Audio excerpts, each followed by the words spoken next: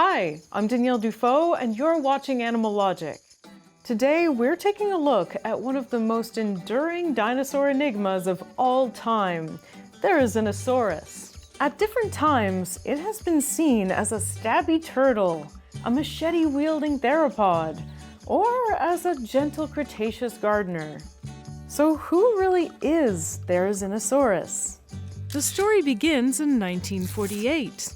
The Academy of Sciences of the Soviet Union were conducting expeditions into the Nemegt Formation of the Gobi Desert. This is a place with wonderfully weird dinos, like the Tarbosaurus batar, the Asian version of the T-Rex, Saurolophus, the OG crested dino that the beloved Parasaurolophus is named after, the famous Gallimimus from Jurassic Park.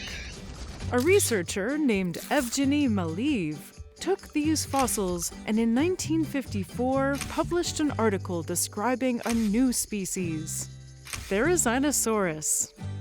Huh. Okay. So we weren't working with much. It looks like we had a couple of partial claws, but the rest of the body, I mean, we couldn't make any kind of inference from this. So all that they could do at this point was try and compare the shape and size of these claws to something else that's already been recorded. Maybe a bit weirdly, or let's say creatively, Maleev looked at these claws and saw a sea turtle. He even named it Therizinosaurus caloniformis, which basically means the turtle-like reaper lizard. There actually isn't a ton about these claws that makes you think theropod right away. Most of the claws on theropod hands tend to be quite curved, usually for grasping onto things. But looking at this, I don't think I would have ever guessed that this was a theropod claw. Okay, so based on those comparisons that were initially made, let's take a peek at the first illustrations of a Therizinosaurus that was ever made. And this is by K.K. Fierova in 1954. I'm excited to see this. Oh my goodness. Oh, okay. This is really cool. What if sloth with big beak plus turtle shell? Like turtle body, sloth arms, and a beak. Sure. I mean, I guess turtles all have beaks. So turtle sloth? That's a really interesting idea. I mean, I don't think I've ever seen anything quite like this. That's fascinating. They didn't really give it a shell because, oh, who knows why? They didn't give it a shell, but they gave it like a long or wide and squat body close to the ground and has it sprawling on all fours, much like a turtle. And I guess the way that the head is illustrated is kind of turtle-y. Turtles all the way down. And it looks like I'm not the only one who's fascinated by this reconstruction of an animal that has never existed, to our knowledge, because there's a more recent illustration based on that old art by an illustrator called Eric Kowalik, and I'd really like to see this. Okay. That's actually really great. I mean, this looks like it could have been a prehistoric marine or like coastal creature of some kind. Tell me this is a real fossil and I'll probably believe you, because nature is that crazy. I love that somebody really like committed themselves to this wild creature concept. Why not? The turtle-y vision of Therizinosaurus was accepted, and few people outside of specialists thought about it. It became a sort of forgotten dino. Meanwhile, in the late 70s and early 80s, two new strange Mongolian dinosaurs were discovered, Segnosaurus and Erlikosaurus. And they looked like herbivores. They had teeth adapted for leaves, big guts to digest vegetation, and broad hips that didn't scream chase predator. But they also had massive claws, which I guess isn't that weird, considering we have long-clawed herbivores like sloths and armadillos today. So what did these two strange dinos have to do with Therizinosaurus? There wasn't really any kind of comparison to be made between Segnosaurus and Therizinosaurus. Little did they know that that connection would be made a little further down. But this here, it essentially established the group of Segnosauridae. This was the first of its kind. Sorry, Segnosaurus, you got beat. Segnosaurus, more like Secondsaurus. For that link to be made, new discoveries were needed. And luckily, a huge one was made the same year the original Jurassic Park movie came out. It was a new dino called Allosaurus. A reconstruction was made using 2 separate specimens, creating the most complete reconstruction of a member of this family yet. So one of the really interesting things about this story here is that Allosaurus was discovered with a lot of its claws fossilized. So both hand claws and foot claws, and a lot of them are pretty distinctive. Like all of them kind of bear their own shape and conformations, but a few of them bore a significant resemblance to those of Therizinosaurus. And no one was really thinking of Therizinosaurus anymore because in everyone's mind, this was still the weirdo turtle that was probably digging in the beach somewhere. I mean, distantly in the past. Allosaurus was proven to be a theropod, but also in the same family as both Segnosaurus and Therizinosaurus. That also meant that Therizinosaurus was more bird than turtle, and based on its massive claws, it was estimated to be 5 meters tall and 10 meters long. And that is how in the end, Therizinosaurus got to join the Segnosauridae family. However, Therizinosaurus had its own family named first, and that means it got to take the name over for the whole family. Long live the king. Goodbye, Segnosauridae, and hello, Therizinosauridae. It's a mouthful, but you get used to it. Therizinosaurus became an overnight dino superstar, and it started showing up in books and pop culture. Oh boy. Hold on to your butts, because this is a lot. So this is an example of some early artwork that was done of Therizinosaurus based on what we had of it, which was the very big claws and the big stocky bodies that looked both like a theropod and like a plant-eating dinosaur. And oh my goodness, like look at that spindly little neck and that big fridge of a belly. This art is really funny. The whole thing just looks really emaciated and swollen at the same time. It looks like sick E.T. Therizinosaurus got its big debut in pop culture, surprisingly not in a film or in an animation, but actually in a video game. So this was Dino Crisis. And for the sake of entertainment value, it might come as no surprise that Therizinosaurus was interpreted as a meat eater and a predator. So let's take a look at what they did with Therizinosaurus in this game. Gotta love those 1999 3D graphics. Feels like home. Oh no! So, of course everything's polygons because this is PlayStation in 1999. But it's got 3 gigantic claws on its hand with actually giving it like a really robust looking body. But they made it very much like a horror movie monster kind of deal. Oh wow, look at that, hang on. If you pause there, it shows that it's got this big crest on its head, kind of like a Monolophosaurus or something. And of course, there's no evidence for that, but why not jazz them up? It's a video game, and it's pure fiction anyway. Should I do a Let's Play of Dino Crisis? I think that could be fun. I'm sorry if I just like dunk on dinosaurs the whole time. Trust me, it's out of love. This does look like a great game though. Looks fun. On the science side of things, in 2002, one of the main remaining questions was answered. Did Therizinosaurus have feathers like other theropods? The answer was yes. A fossil of Therizinosaurus with feather impressions was discovered. But it would be a while until pop culture depictions caught up with the science. Therizinosaurus got yet another glow up in 2002 in BBC's Chased by Dinosaurs. So let's watch a clip of that. This was the first time that it was featured in a documentary. And of course it was a Walking with Dinosaurs special. I mean, so good. This is just the Edward Scissorhands of dinosaurs. Can they hug though? That's what I gotta know. Can they hug? All right.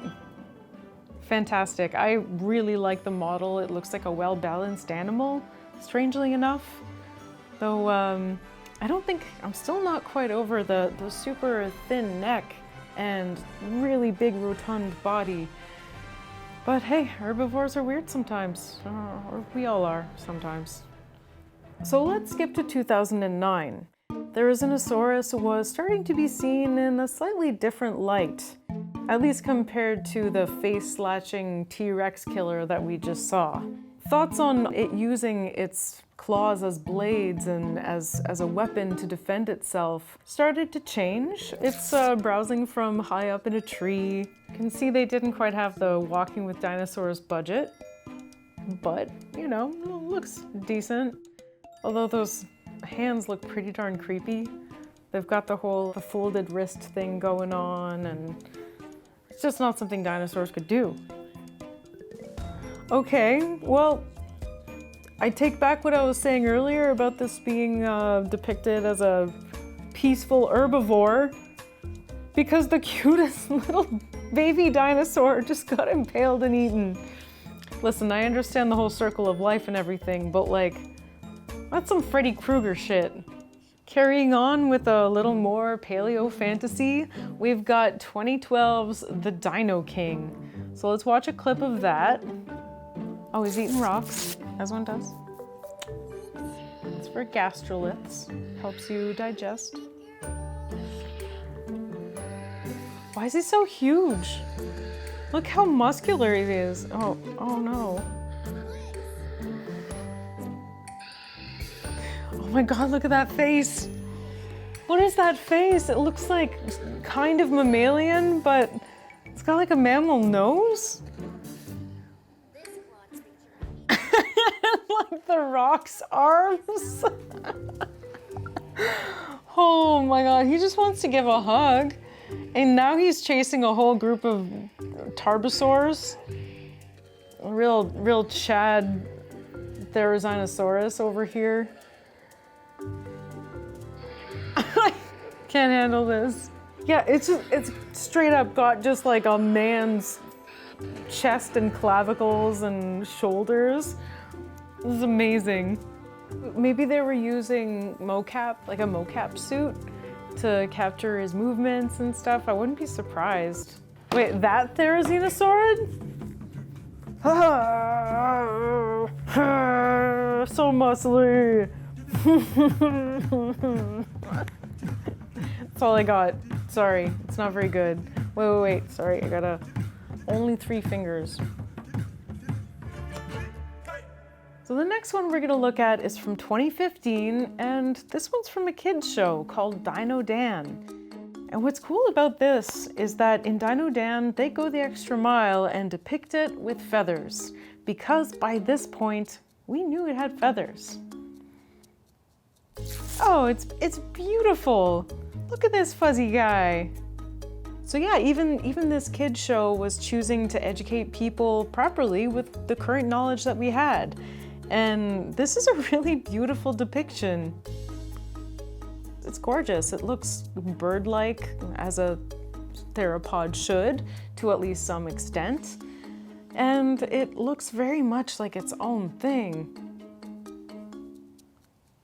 Definitely doesn't look like the rock. So a lot of the physical features that we've been compiling over the years for all of Therizinosauridae, and especially for Therizinosaurus, it's all present here. They did a marvelous job of trying to really bring this creature to life based on everything that we've learned about it. You know, it's got that short and stocky spine that tail as well. It's got the 4 toes that contact the ground. It's got the narrow jaws. It's got the big wide belly. It's really got all the parts, and somehow it does look like a real animal. It's believable to me. Oh wow, so towards the end of this episode, they've got a nest in the kid's backyard, and the female is kind of tending to the nest and sitting on the eggs, and the male is taking it upon himself to bring her food. Oh, I think that's wonderful. And at this point, we actually knew that Therizinosaurs and Oviraptorosaurs were sister groups, or at least closely related in the Theropoda family. And so by this point, we actually had fossil evidence of nests and nesting behavior for Oviraptor dinosaurs. And what's kind of cool is that they're borrowing that whole concept and saying, well, if its closest relatives in Theropoda were doing it, why not Therizinosaurs? That's cool. I'm actually a pretty big fan of the Dino Dan series. I think that they're a fantastic educational show, and they're fun, so much fun. So let's move on to 2022 and take a visit to everyone's favorite place to look at bad dino science, Jurassic World Dominion. Of course, they're making it like hyper aggressive because he really wants to eat his little leaves.